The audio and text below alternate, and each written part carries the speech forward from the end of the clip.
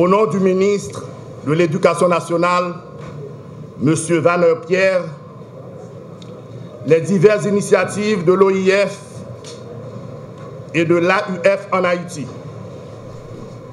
témoignent de la nécessité que la francophonie soit non seulement une institution transnationale, moteur de la culture francophone, mais aussi et surtout un instrument au service du développement durable et de la diversité culturelle. C'est à travers ce prisme que se reconnaît et rejoint l'intitulé du thème mondial « Le français est une chance ».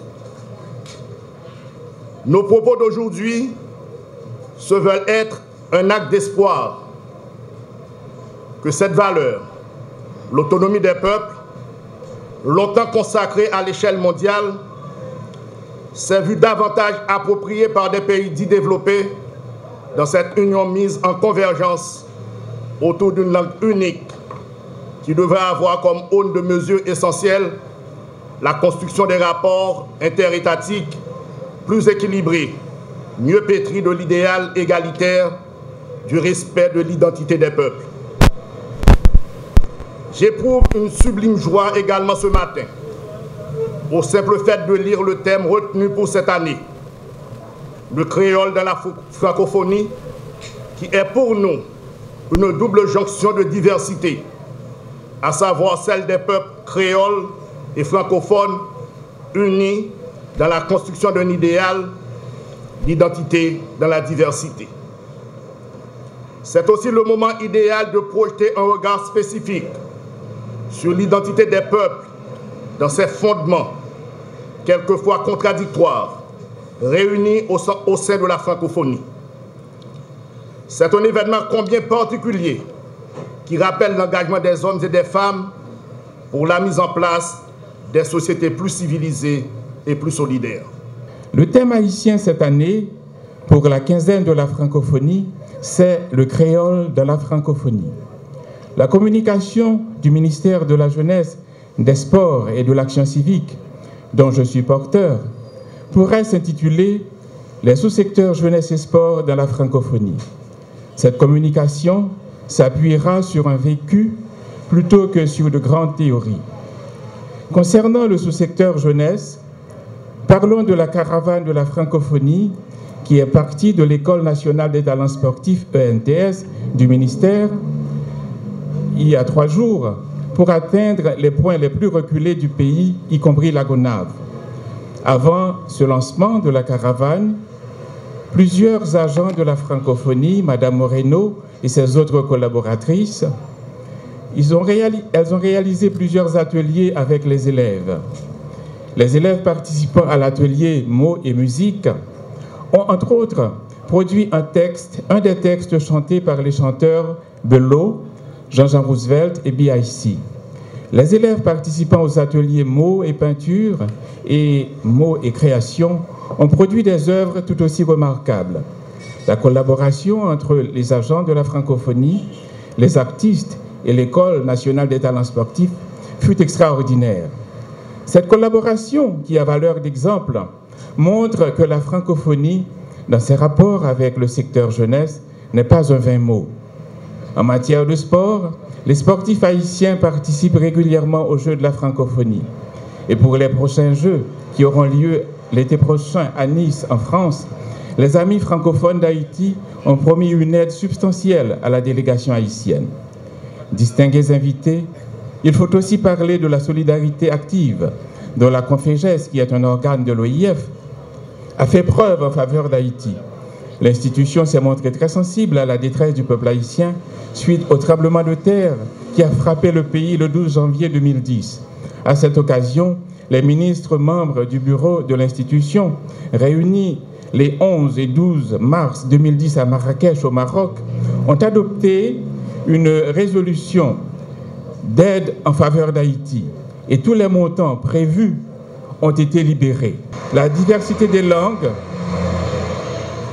qui cohabitent avec le français est perçue comme une richesse. Enfin, la cerise sur le gâteau, car il y en a une. nous constatons que la grande famille francophone a donné naissance à des créateurs hors du commun. Il serait trop long de les nommer de façon exhaustive. Citons au hasard Franck Etienne, Daniel Laferrière, Jacques Roumain, Jacques-Stéphane Alexis, Lionel Trouillot, René Depestre, Gary Victor et tant d'autres créateurs haïtiens. Citons également Blaise Pascal, Jean-Philippe Rameau, René Descartes, Maurice Ravel, Claude Debussy. Citons Aimé Césaire, Léopold Sédar Senghor, Charles Ferdinand Ramus de Suisse romande et d'immenses créateurs du Canada, de Belgique et tant d'autres pays. Distingués invités, après ce constat de solidarité agissante, de diversité culturelle et d'excellence, osons dire qu'il n'y a que du bonheur et de la fierté à appartenir à la grande famille francophone. Le thème de cette année, le créole dans la francophonie, nous permet de mettre l'accent sur l'importance que notre organisation accorde à la question de la diversité culturelle. Dans ce cadre, il n'est pas sans intérêt de rappeler la participation active de la francophonie à l'adoption par l'UNESCO de la Convention sur la protection et la promotion de la diversité des expressions culturelles qui a libéré la culture des lois du marché du commerce mondial. Mesdames, Messieurs, le gouvernement haïtien est très sensible aux relations de partenariat qui doivent exister entre la langue française et les langues nationales. Il a fait sienne les conclusions de la session du Haut Conseil de la francophonie qui a eu lieu à Paris en janvier 2004 autour du thème diversité culturelle et francophonie dans l'espace francophone et à l'échelle mondiale. La langue française est un outil merveilleux, selon le mot de Léopold Sédar Senghor, qui nous permet de communiquer avec plus de 200 millions de personnes dans le monde et que nous utilisons avec plaisir dans nos relations internationales. Nous sommes heureux de pouvoir promouvoir son utilisation à chaque fois que l'occasion se présente, que ce soit à l'Organisation des Nations Unies, à l'Organisation des États américains et maintenant à la CARICOM. La proposition faite par son Excellence, le Président de la République, M. Michel-Joseph Martelly, pour l'introduction du français comme langue officielle de la CARICOM à côté de l'anglais, est sur la bonne voie. Au dernier sommet de la CARICOM qui a eu lieu à Port-au-Prince les 18 et 19 février dernier, les chefs d'État et de gouvernement de la CARICOM ont accepté à l'unanimité son utilisation au sein de cette instance. Nous comptons sur l'appui de toute la famille francophone pour favoriser une acceptation totale du français dans cette organisation. Mesdames, Messieurs, chaque année, à pareille époque, les ministères, les ambassades et les consulats, ainsi que les secteurs de la société civile comme les fondations, les associations, les universités, se joignent pour célébrer la francophonie à travers une quinzaine, qui n'en est plus maintenant une, et qui est un mois de francophonie, au cours de laquelle plusieurs activités à caractère culturel, éducatif et scientifique sont organisées. La tradition se perpétue et le ministère des Affaires étrangères, comme par le passé, a fait une invitation spéciale pour que vous puissiez rehausser l'éclat de cette cérémonie.